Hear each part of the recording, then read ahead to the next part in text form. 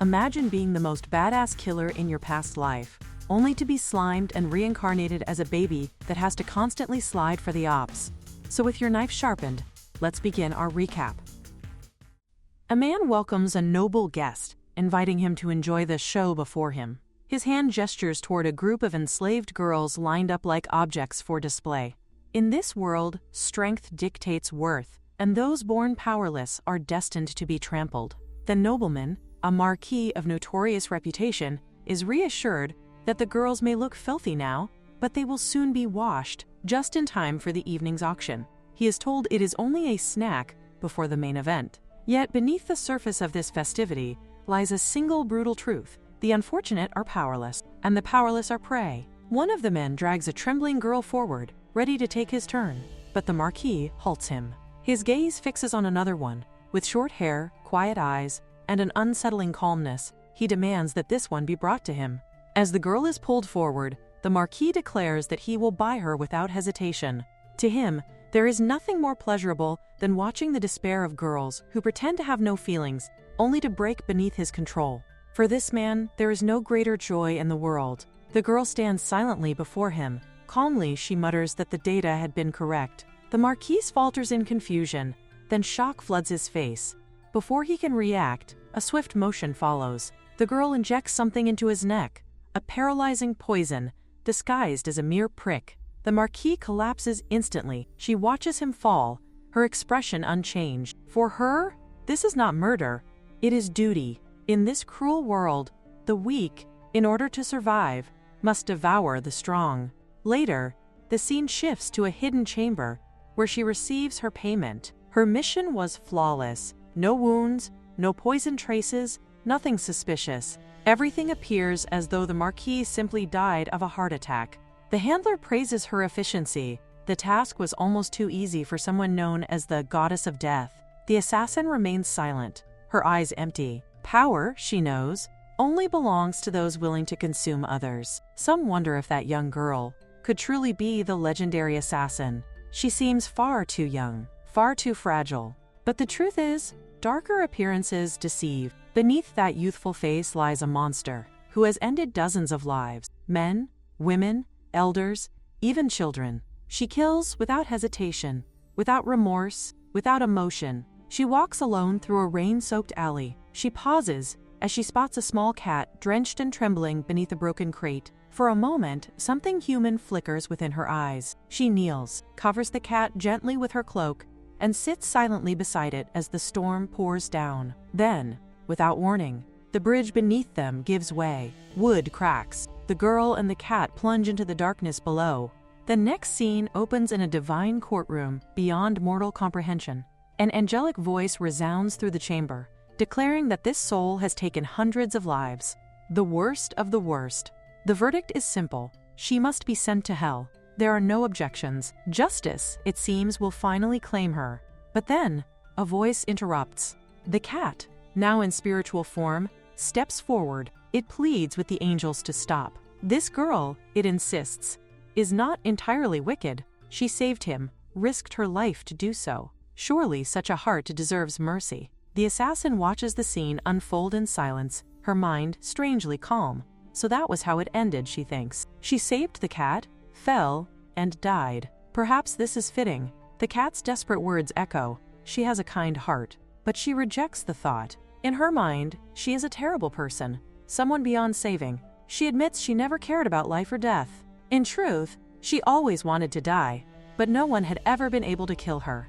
A godly voice speaks, not in anger, but in amusement. A terrible character, yes, yet one who saved another's life. Perhaps there is something different about her after all. The voice decides to give her another chance. She will be entrusted with a new task, one far greater than death itself. She will bear the power of love. Light engulfs her. Then, darkness. When she opens her eyes again, a strange warmth surrounds her. A gentle voice speaks somewhere nearby. Surprised that she is awake, the girl blinks, disoriented. Everything feels soft, clean, and unbearably bright. She glances around, confusion taking over. What is this place? Why does her body feel so small? The realization hits her like a shock. She is an infant, cradled in the arms of an unfamiliar man. The warmth she feels is foreign, suffocating. Panic rises within her, and she lets out a piercing scream that echoes through the air. Two men stand before her trying to guess what she wants. One wonders if she's hungry, while the other insists she only wants to play. Meanwhile, deep inside, the child screams silently. What kind of hell is this? Her name, in this new world, is Ara. In this world, she is just an ordinary baby, barely 1 year old. At least, that's what everyone believes. But to her, this place feels like torture. After destroying so many lives in her past existence, even after death, she has somehow returned, reborn into a world that already feels like hell. The two men, her brothers, continue their playful argument about her needs. One insists she must be hungry, the other laughs that she clearly just wants attention.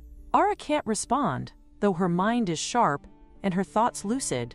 Her brothers, loud voices echo around her, and she thinks bitterly of a dream she had recently, the dream of her past life. In that life, she was known as Tot, the goddess of death, the legendary assassin who inspired both fear and awe. She sighs inwardly, questioning why her previous life ended so suddenly, only for her to wake up like this, trapped inside a baby's body, surrounded by doting strangers. One of the men, Leon, leans closer to her, lifting her gently into his arm. He calls her his clever little sister, kisses her forehead, and marvels at how adorable she looks, even with such an emotionless face.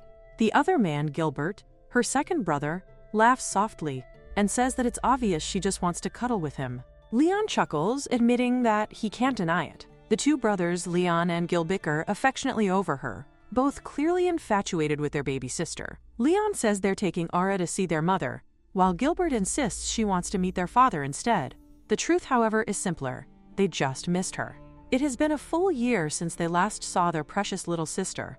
Ara stares at them in silence, unsure how to react. In her past life, she had been an orphan who never knew the warmth of family. Every smile, every gentle touch feels foreign to her. She recalls the god's words, the divine command to learn the power of love. But she can't help but wonder if this strange, unfamiliar warmth is really what love is supposed to be. Her thoughts are interrupted by a flicker of movement beyond the balcony. Her instincts, sharp as ever, ignite. An assassin lurks in the shadows, preparing to strike. She recalls the god mentioning something about revenge. Could this be what he meant? Before she can think further, the assassin leaps. Though trapped in a baby's body, Ara's reflexes from her former life kick in.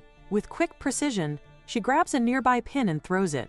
The strike lands perfectly, straight into the assassin's eye. He tumbles backward, crashing over the balcony rail. A dull thud echoes outside.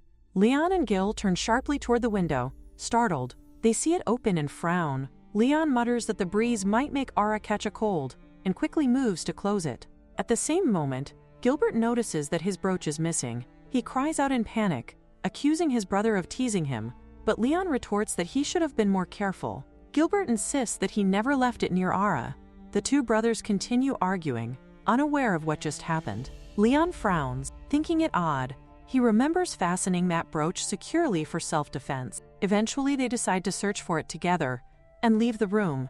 As the door closes, the world around Ara fades, and she finds herself once again standing before the god who sent her here. He greets her with calm amusement, calling her by the name she once bore, the goddess of death. He tells her that she has regained her memories faster than expected. There is no need for delay now, he says, for this time, she has a divine purpose, to save a kingdom on the verge of collapse using her unmatched assassination skills. Ara's eyes widen. Save a kingdom? With assassination? She looks down at her tiny hands, chubby and useless, her baby form barely able to crawl. The god studies her face with an amused smile as she stares back in disbelief. Well, well, he says gently, don't make such a face. With a casual wave of his hand, he sets her down on a large, bear-shaped couch that feels soft beneath her tiny body, wondering aloud where to begin. He finally starts by telling her the truth about the kingdom she was born into. It is on the verge of collapse. The peace that now surrounds her is only temporary. The land that seems prosperous and calm will soon be drowned in blood and betrayal. She has been reincarnated 200 years before the era she once lived in. During her former lifetime, this very kingdom had already long since perished, forgotten by history, erased from existence. What does all this mean, she wonders. The god explains that the royal family, blinded by luxury and trust, never learned suspicion or caution. One after another, they fell victim to assassins. A chain of bloodshed led to war, And eventually, the kingdom crumbled into ruin. That was their destiny. But now, that fate must be rewritten. However, the god admits there is one limitation. He cannot intervene personally.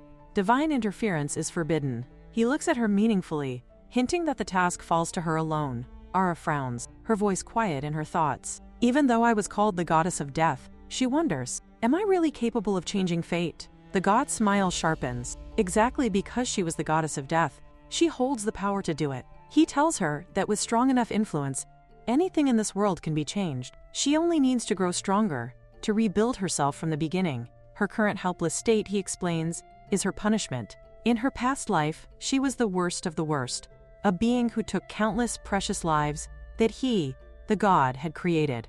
Now, she must begin again from infancy and live with the burden of what she once was.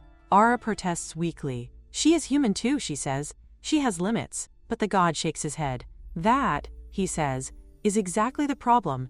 It's what makes her so important to him. For all her cruelty and bloodshed, she once chose to save that little cat. That act of compassion proved that her soul is not beyond redemption. Because of that, he decided to give her another chance. For someone who never understood love, he will let her learn what it truly is. Her mission is not only to protect this kingdom, but also to experience love, real, selfless love, for the first time in her existence. He warns her that, for now, she is still just a child. She must behave according to her age and control her immense mental power and assassin instinct. Her strength is to be used, not for killing, but for protection. She is to guard her family and, through them, preserve the fate of the kingdom.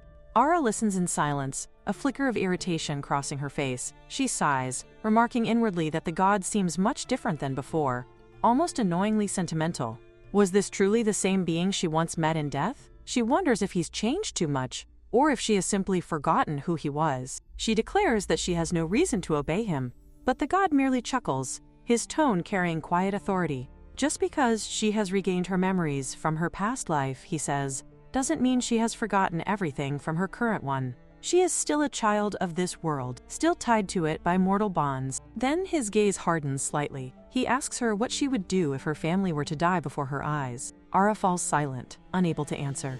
After a long pause, she admits softly that she truly does not understand what love is. The god nods slowly, his voice now calm but firm. Very well, he says. Whether she understands or not, she still has no choice. Those who never knew love must one day experience it and protect it with their own hands. The light around them swirls again, fading back into the warmth of her nursery. The god's voice echoes one last time, steady and final. Learn love, protect it, and in doing so, change the fate of this kingdom. He tells her that if she completes this task, she will finally gain her freedom. When she returns to her room, she is startled to find an assassin lunging toward her.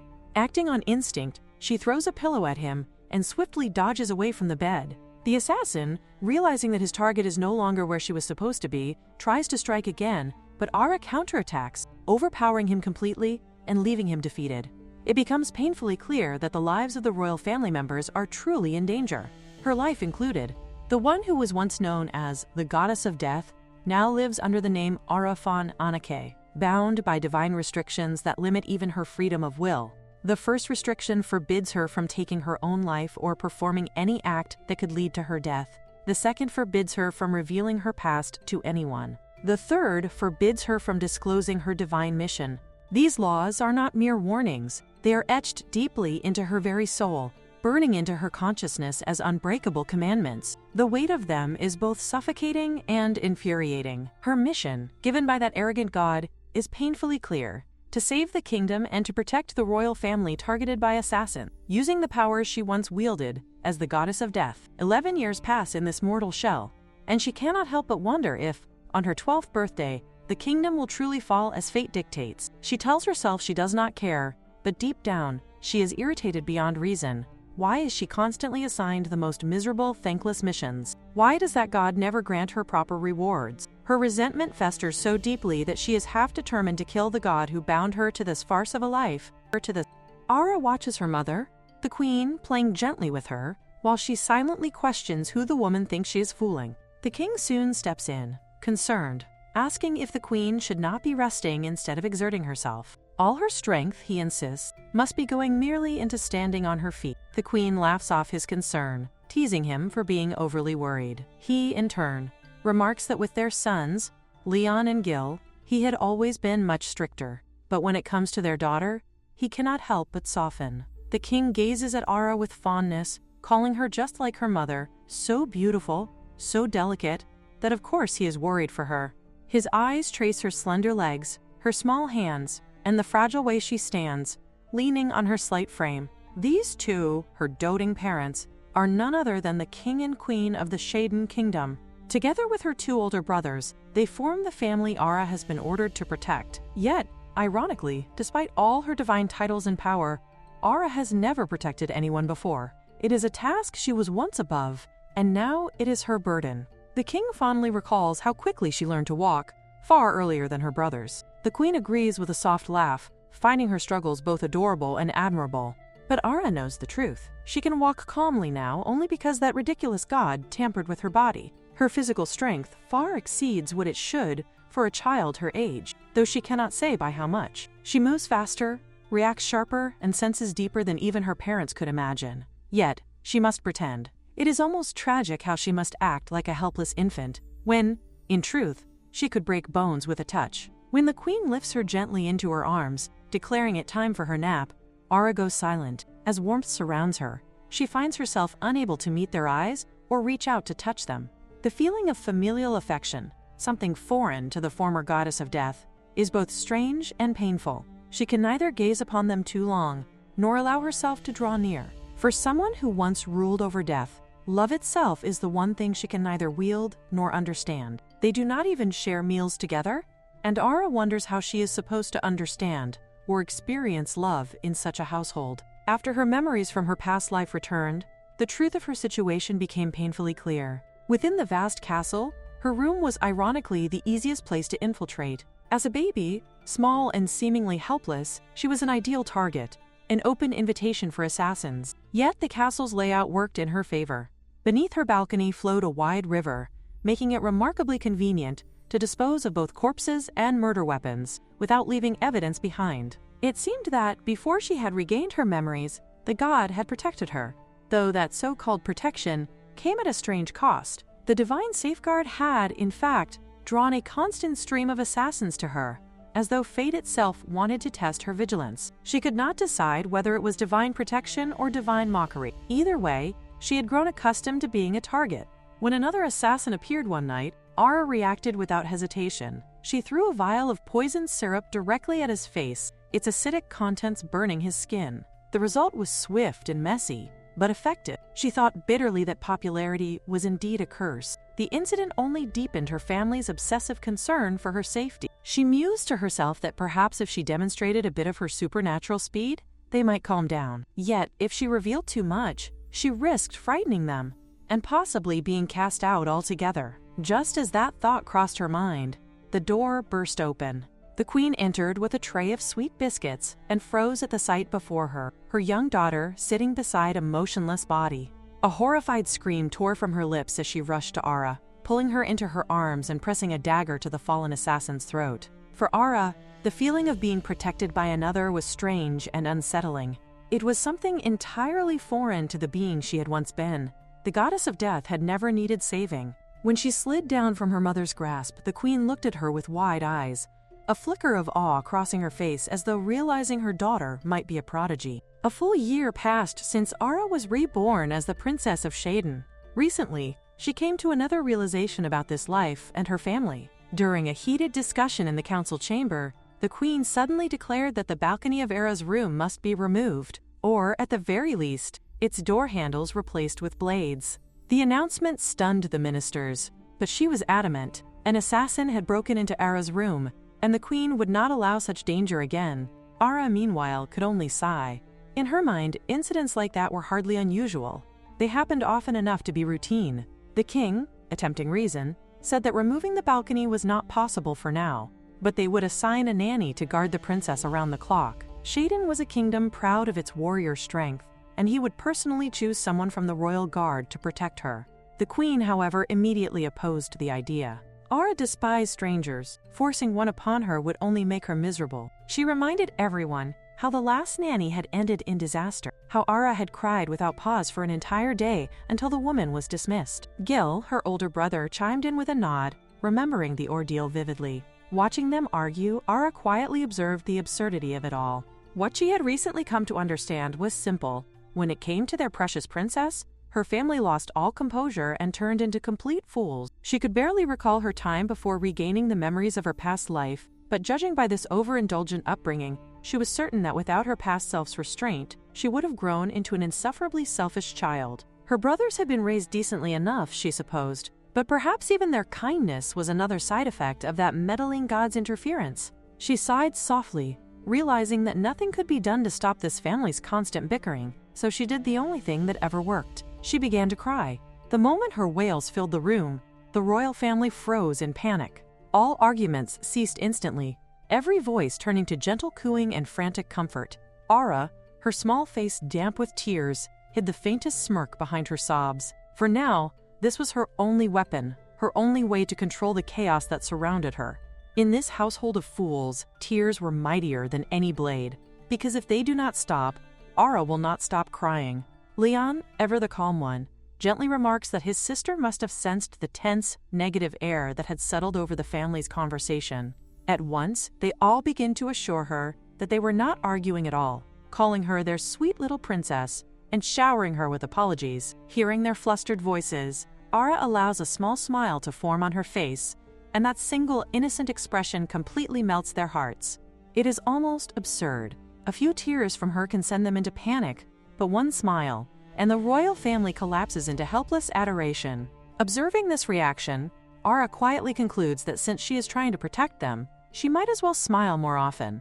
It keeps them calm, and that, in turn, keeps them safe. 6 years later, the once fragile princess is no longer a helpless child. In the privacy of her chambers, she has just finished subduing another assassin, her movements precise, swift, and deadly. The man lies unconscious at her feet when the voice of her maid, Debola, calls out from the hall. Ara drops the body without hesitation, adjusting her posture to appear composed. Ara raises an eyebrow and asks what the matter is. The maid stammers that His Majesty is calling for her and urges her to hurry. As Ara walks toward the audience chamber, she discreetly checks her hands and clothes. No blood. Good. She has already disposed of the corpse and concealed all traces. Still, she wonders why her father has summoned her so suddenly. When she enters the throne room, the king greets her with a serious expression. The queen sits beside him, her eyes soft but unreadable. The king explains that they have reached a decision regarding her future, more specifically, her fiance. The announcement catches her off guard. Before she can respond, he adds that her betrothed will be Prince Julius of the neighboring kingdom. The name stirs a faint memory, but she recalls little beyond a vague impression of meeting him once as a child. The king continues, saying that the royal family will soon travel to the neighboring country to formalize the arrangement. The queen adds gently that Ara will remain behind with her brothers and should behave well while they are away. The words strike Ara with immediate unease. A visit to another kingdom means her parents will be far beyond her reach and therefore beyond her protection. She masks her worry, but the thought burns within her. How could they possibly survive a day without her watching over them? Before she leaves, the queen asks her to keep this engagement matter a secret from her brothers for now. Ara nods obediently, though her thoughts are elsewhere. The scene shifts to the bustling streets of the royal capital. Ara, now permitted to wander outside under guard, walks beside her brother Gil. He notices her distant gaze and teases her, asking if she is not enjoying the sights of the city. She shakes her head softly, insisting that is not the case. But her mind is consumed by duty. She must protect her parents and brothers, yet she cannot be in two places at once. Even though she is now trusted to move about freely, her vigilance never wavers. As they continue through the market, a commotion breaks out ahead. Someone stumbles and falls into the street. Ara's eyes narrow, focusing sharply. The boy's clothes are torn and dirty, yet the way he carries himself, the stubborn tilt of his chin, the emptiness in his eyes, feels hauntingly familiar, just like she had once looked in her past life. Before the boy can run, Gil catches him by the arm. A man rushes over, panting, and exclaims his relief that the fugitive has been caught. Gil demands to know what the boy has done.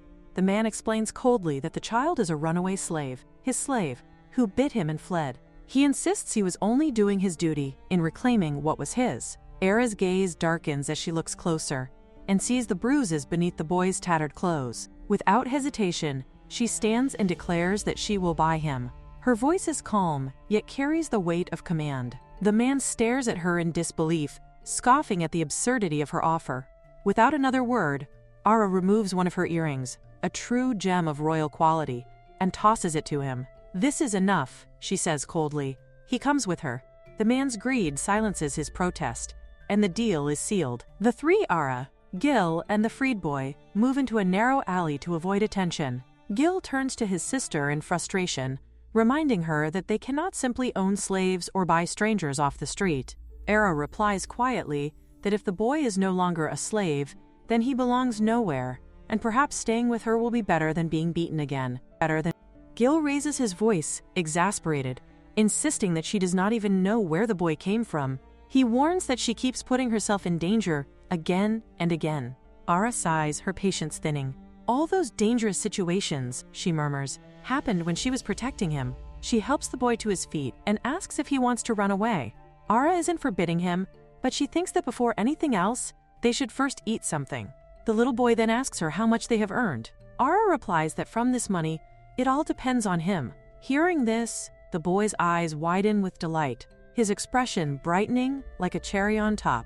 But before they can enjoy the moment, a group of bandits appear. Their leader sneers, noticing Ara's composed demeanor and the coin pouch at her side. They remark that she seemingly does not look poor and demand that she hand over everything she has. The man to whom Ara had earlier given her earnings turns out to be behind this ambush. He scoffs mockingly, claiming that it's her own fault for walking around without guards, declaring that in this world, the strong defeat the weak. The boy witnesses the scene unfold. His expression changes, his eyes darken, and in the next instant he launches himself at the man, unleashing an unexpected fury. The air fills with sharp movement and impact as the boy beats the man mercilessly, driven by raw anger and instinct. The bandits are caught off guard, watching their companion crumble under the blows of someone they had underestimated. When the fight ends, the boy turns to Ara, still breathing heavily, and asks if they should take back her earrings. But Ara, calm and composed, tells him it is not worth it. She has already gotten what she paid for. He declares his decision to serve her from now on, so that she can one day appreciate that earring. Ara can't help but smile at his words. In that moment, she thinks that this boy really does resemble her, his stubborn will, his unyielding spirit. If she trains him, perhaps the heavy burden resting on her shoulders will finally lighten. Leon trembles as he looks at what stands before him. Ara explains that she bought this boy during her walk through the city earlier that day. She adds that Brother Gil advised her not to have a slave, so she decided to call him a pet instead. Leon stares in disbelief, unable to process the idea of a boy being treated as a pet. Ara, however, takes the boy along with her, determined to change his clothes and feed him properly. Gil tells Leon that right after Ara's purchase, they got into trouble. Ara had paid with her earring, and after that, nothing else happened. The boy took care of everything. Gil admits that the boy might actually be useful. If raised properly, he could become someone strong enough to protect Patricia. That was why Gil agreed to keep him around. Leon, however, doesn't immediately understand why Gil would allow some boy to get so close to Ara. Suspicion lingers in his thoughts, but Gil's attention soon shifts elsewhere. He mentions that their father seems to be up to something lately, and if he decides to marry Ara off somewhere far away, they won't be able to protect her. Leon teases him, accusing him of having a sister complex, but Gil quickly argues that he's simply worried about her as an older brother. Meanwhile, Ara helps the boy remove his worn cloak. As she does, the truth becomes clear. He is a half-human, also known as a half-blood. Because of their inhuman strength and speed, such beings are often hunted and sold by slave traders. The boy lowers his gaze and quietly asks if she called him a pet because of what he is, a half-blood, a creature born between two worlds and belonging to neither. Ara tells him that she truly didn't know about his situation. It was the brothers who had decided to leave him behind. Yet she quickly brushes the matter aside, saying that what's important right now is the bath. She then realizes she still doesn't know his name. The boy quietly replies that he doesn't have one. He was only ever called hey or kid. Ara pauses, thinking that she can't keep addressing him like that. She needs to call him something. The boy, with calm acceptance, assures her that he doesn't mind if she comes up with a name for him. After all, she is his owner now. As Ara washes him, her mind turns over different ideas, wondering what name would suit him. Meanwhile, The boy studies her in silent confusion. He finds her strange. After all, he is covered in dirt, yet she is washing him herself without a trace of disgust. She doesn't even care that her own clothes are getting soaked and stained. Moreover, she shows no fear of how he looks or acts, as though none of it matters to her. When they rode in the carriage earlier, he couldn't see the building clearly, but now that they are here, he finally realizes just how massive it is. Her house isn't merely large, it's grand, more like a palace. She's clearly not an ordinary noblewoman. He recalls hearing one of the maids refer to her as princess, and that only deepens his confusion. As Ara continues to think about what to name him, her mind drifts back to her own past. Once, she too had no name. She had worked tirelessly, and before she realized it, everyone had simply begun referring to her as that. It was a lonely memory that still lingered deep inside her. To her, a name carries weight. It gives someone identity and meaning. That thought finally makes her decision firm. She looks at the boy and declares that from now on, she will call him Toto.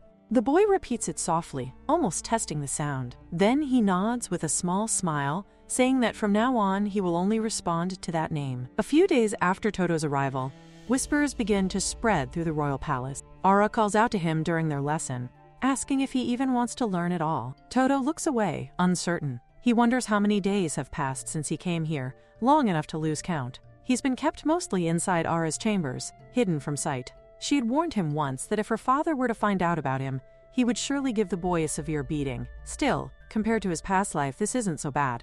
His previous owners treated him harshly. Here there are no beatings, and for that, he feels quietly grateful.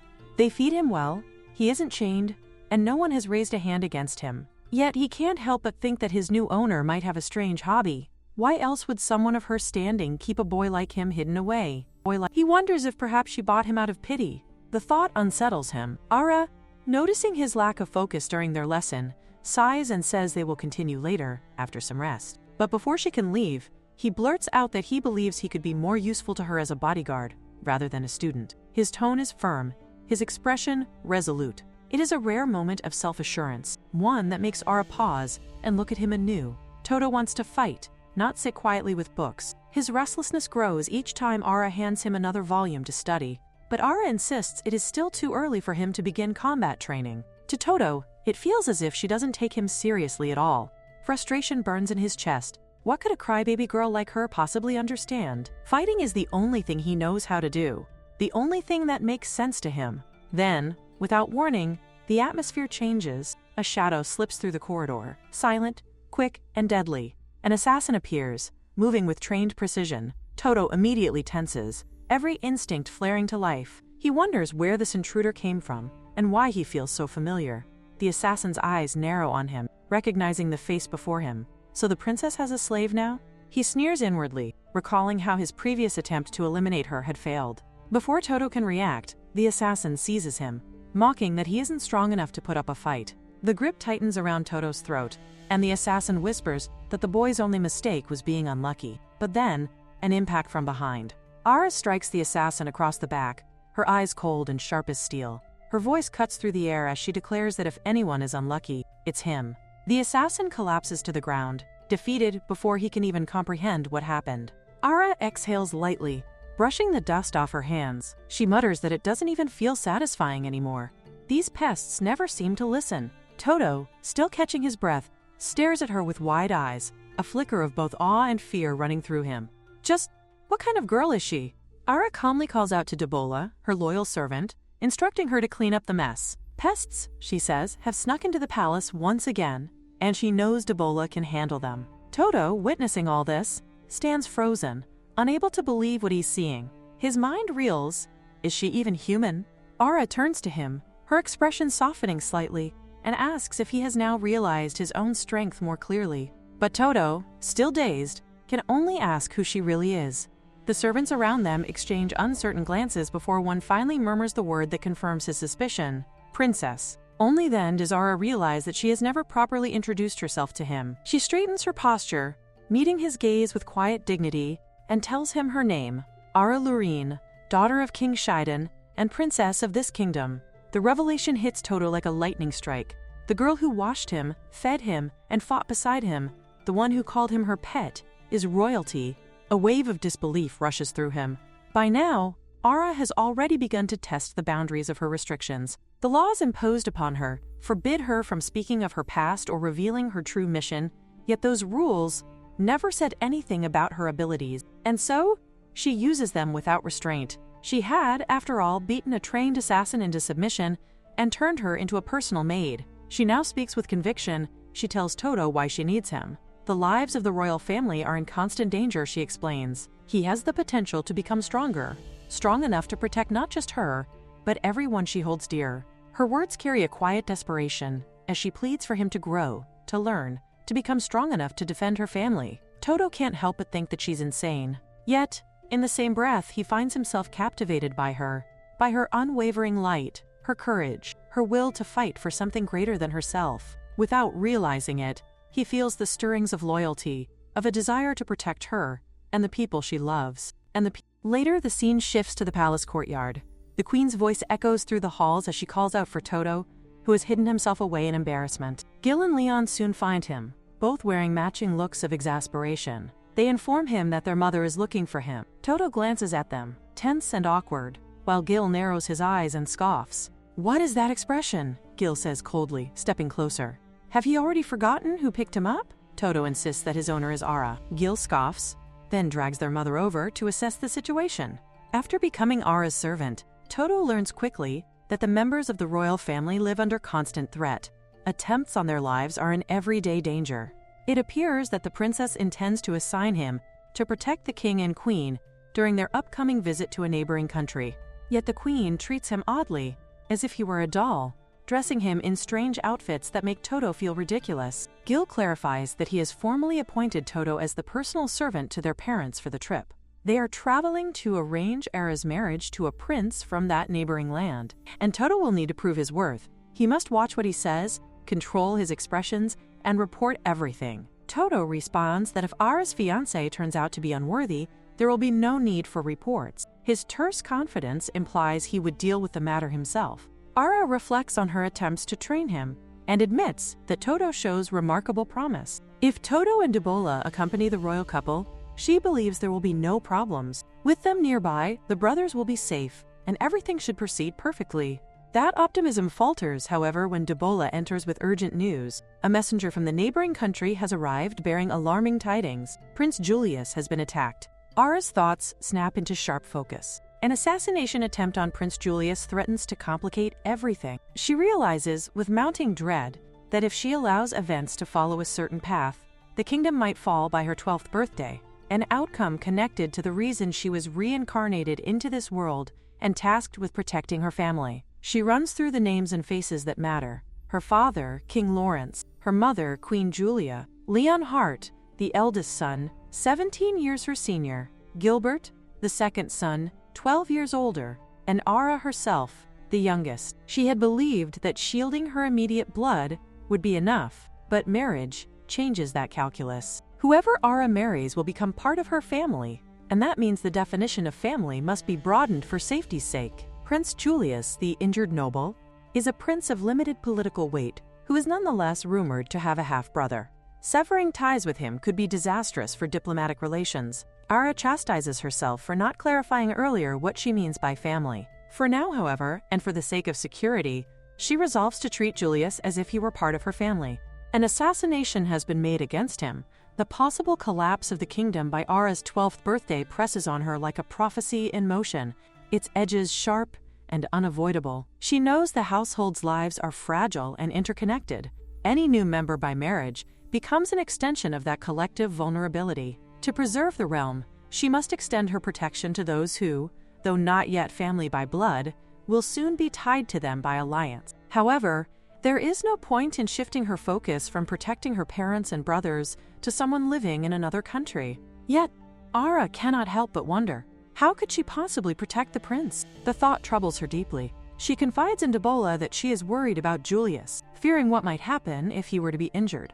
If only there were someone who could protect him in her place. Debola, sensing the tone in her words, questions whether Prince Julius has perhaps already captured her heart. Toto overhears this exchange, and before Ara can respond, she hastily denies it, insisting that it is nothing like that. She does not even know what he looks like. Still, she reminds herself that he is her fiance, and it is only natural that she worries for him. At that moment, Toto enters without warning, apologizing for the intrusion. Debola scolds him sharply, exclaiming that a man cannot simply barge into a lady's room like that. Toto argues that he did knock, but Debola retorts that he should only enter after being granted permission. He points out that Ara herself has always entered his space without knocking, prompting Ara to interject, dismissing the argument entirely. She says she does not care. Toto is merely her pet, after all. Forcing a pet to knock before entering is utterly ridiculous.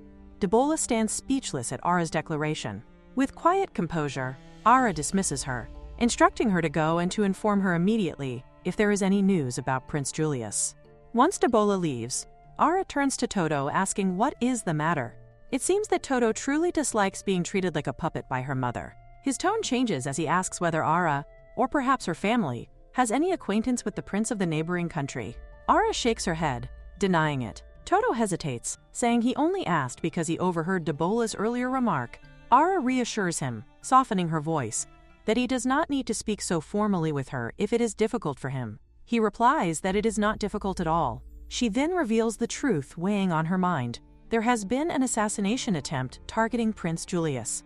It remains unclear what exactly happened to him, but the uncertainty gnaws at her. Since he is her fiance, she cannot help but be worried. Toto wonders if Leonhardt and Gilbert could have been involved. Ara, thinking aloud, admits that she is certain their marriage would elevate the prince's standing in his homeland. That alone might have been enough reason for someone to try to eliminate him before he could meet her parents. After that meeting, their engagement would become official, and any opposition would be futile. The realization chills her. If the prince were to die, she would find herself in a most difficult position. She cannot begin to guess what her father might be thinking in all of this. But one truth is clear to her. If Prince Julius truly becomes her fiancé, she cannot allow him to die. Toto is about to speak when Debola suddenly bursts into the room, her expression pale and urgent. She announces that there is another problem. Prince Julius has arrived. He is here, at the palace. Ara freezes, her mind struggling to process the news. What does all of this mean? She had received no notice, no letter, no message, nothing about the prince's visit. Debola quickly explains that the prince arrived without any prior warning. Even the ambassador had been caught off guard and appeared utterly astonished by the sudden arrival. Ara doubts that the crown prince would act so recklessly without a good reason. Could this perhaps be a deliberate insult? Or is there something far more serious behind this unexpected visit? She wonders what kind of person he truly is, for this kind of bold behavior speaks of either great arrogance or great desperation. Toto offers to go and check the situation, but Ara shakes her head and instructs him not to. Instead, she orders Debola to prepare everything necessary. Composure returns to her expression as she resolves to meet her fiancé face-to-face at the royal castle, specifically in the Shaden throne room. When she arrives, she formally apologizes for making Prince Julius wait, explaining that there had been urgent matters that delayed her. The king then addresses Julius directly, asking what brings him to Shaden personally on this day. Prince Julius bows slightly and speaks with calm authority. He begins by asking for forgiveness for his abrupt manners, introducing himself formally as Julius, crown prince of his kingdom. What he wishes to discuss, he explains, concerns the treacherous attack he recently survived. The king's expression hardens. He recalls hearing from the ambassador that Julius had been attacked and that his life was in grave danger. Julius confirms that it is true. There had indeed been an assassination attempt against him. However, as they can see, he survived unscathed. He explains that he had learned the ambassador was already en route to Shaden, and he could not allow the man to arrive worried about his well-being. Therefore, he came himself, in person, to assure them that he remains in good health. The king leans back, eyes narrowing as understanding dawns. In other words, the ambassador may have been aligned with the attackers. Those who sought to kill Julius were also attempting to sabotage the engagement to ensure Ara's father would cancel the alliance before it became official. Now, seeing Julius here in person, the king cannot help but acknowledge his boldness and determination. This is no ordinary man. He is neither fool nor coward. He exudes the confidence of someone who fully intends to survive whatever comes next. It becomes clear that the orchestrator behind the attack was Julius's own half-brother, meaning Ara's fiancé is crown prince only in name. If Julius were to marry Ara, the king of Shaden, her father, would become one of his strongest allies. Their union would fortify Julius's claim to the throne, giving him the support he needs to withstand any further plots against him. And if Julius does one day ascend to the throne, her father's political power and influence, as his steadfast supporter, would expand immeasurably. This is a critical moment, one that will decide the balance of power between two kingdoms, and perhaps the future of Ara's destiny itself. The king says that he understands him, and the most important thing is that he is safe. He adds that the prince must be tired from his journey, so he will have a room prepared for him. Julius expresses his deep gratitude to the king, clearly moved by his kindness. The king then adds that he will also introduce him to his daughter, mentioning that she is very sweet and that he hopes the two of them will get along well. The king further says that the ambassador should still be in the castle, and, being quite concerned about Julius, he suggests that the prince meet with him soon. Julius replies that he will go and thank the ambassador personally, but just at that moment, Ara enters the room. She explains that she came quickly after hearing that her father had called for her. The king smiles warmly and says that this is Prince Julius from the neighboring country, asking his daughter to introduce herself. Ara steps forward gracefully and greets the prince, saying that it is a pleasure to meet him, and introducing herself as Ara. Julius bows slightly and greets her in return. As Ara looks at him closely, she notices something unusual. He seems to be injured. Turning to her father, she hesitantly asks if this is her fiance. The king, slightly puzzled, asks if there is any problem. Ara responds that she is not entirely sure, but it seems the prince is wounded. Concern fills her voice as she asks if they should call for a doctor. The king looks toward Julius and asks if he is indeed hurt, but Julius assures them that it is nothing serious, just a scratch. Ara, however, remains worried and asks the king if she may personally take care of his treatment. The king, pleased by her kindness, immediately agrees and instructs Debola to assist her. He mentions that the inner courtyard would be the best place for this, since the flowers there are beautiful and it offers peace and privacy. Ara nods and replies that the inner courtyard is her garden, a place she tends to with care. She adds that there she will be able to learn a lot more about Julius. Ara appears excited, yet curious as she looks at the prince, asking him about the rumor she heard that someone had tried to kill him. The prince seems surprised at first and asks her who told her that. Ara explains that everyone in the palace is talking about it, that there was an assassination attempt on the prince's life. The wound he showed earlier, she realizes, must have been from that attack. Julius calmly insists once again that it is just a scratch and expresses his gratitude for her concern and kindness. Ara shakes her head gently and tells him there is no need to thank her. However, she notices the faint shadow of pain in his expression and remarks that he still has a large bruise left. As she continues to tend to him, her curiosity deepens. She asks whether he truly intends to marry her, for from what she understands, he is the crown prince of his kingdom, and yet someone is targeting his life. Her voice softens as she says that if this marriage is meant to symbolize the proof of alliance and support between their two kingdoms, then his safety and intentions carry a much deeper meaning than simple formality. He wants participation as his rightful place, yet if he continues to suspect that she has poisoned his drink, he might as well give up the throne right now. His words carry a sharp wit, but also a trace of amusement. It says a lot about the scale and boldness of his personality. This unexpected remark makes the prince laugh aloud, the tension in the air instantly breaking.